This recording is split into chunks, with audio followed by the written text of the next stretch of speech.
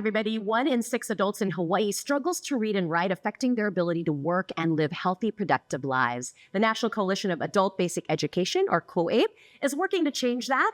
And adult education advocates LaQuinton and Linda Fahoko are here with us. And if you recognize Linda, that's because she's married to Billy the Warrior and the mother of Pittsburgh Steelers defensive tackle Braden Fahoko. Thanks for being here, guys. Thank you so much. Mahalo. Aloha. Thanks for being here. So tell us about this very important campaign you're on in coming back here. So COABE is the Coalition on Basic Adult Education. What we're doing is we're home in Hawaii to give back to Hawaii. We want our Hawaii population to understand that, hey, here are resources. And there's a shift right now in the federal government that is aligned with, bridging the gap with literacy and providing us to make sure that we also create pipelines into the workforce and post-secondary education, which is college. And I think the gap you're talking about is people don't know about these programs, that education is free.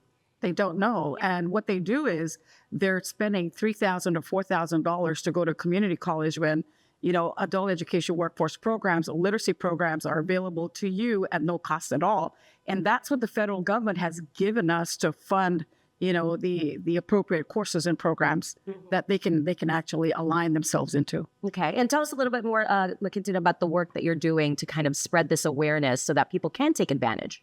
Well, the emphasis on literacy and education. My mother actually was impacted. Unfortunate situation always go the way people desire. And she was pregnant at 16. So she had to take advantage of those programs later in life in order to provide opportunity for us. There are programs provided for CNA, for phlebotomy, even down to things that are put together for HVAC, plumbing.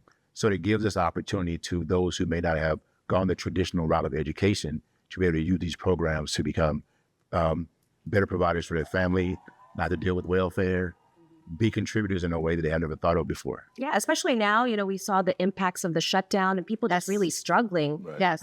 How have you become so passionate about this and what do you hope to achieve? Oh, passionate is an understatement. I think I'm embedding myself as being that first generation immigrant that arrived in the USA and had nothing. And so when I see this, I'm like, hey, you know what? Instead of waiting for a welfare check to come, let's get you off that welfare check and let's give you the resources and the availability to actually sign up for these particular programs.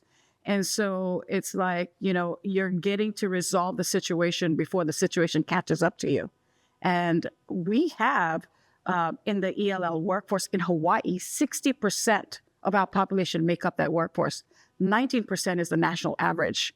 So what does that tell you? That tells you that Hawaii is so dependent on our English language learners. There's 70% different languages spoken here in Hawaii. Mm-hmm. And that the inability to read and write can really affect the amount of money you make. Exactly. And the education you get. And the education Not just that, it have a significant impact when it comes to healthcare.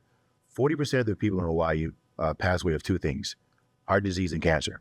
Very complicated conditions. Well, the communication from those a lot of times is written. So not having the ability to read the medication, understand the communication from the doctor creates a huge obstacle for them to overcome. Mm-hmm. Okay, well, we're going to have more information on our website for folks. Is there just like one quick takeaway that you want people to do right now to change this? Yes, sign up for the programs.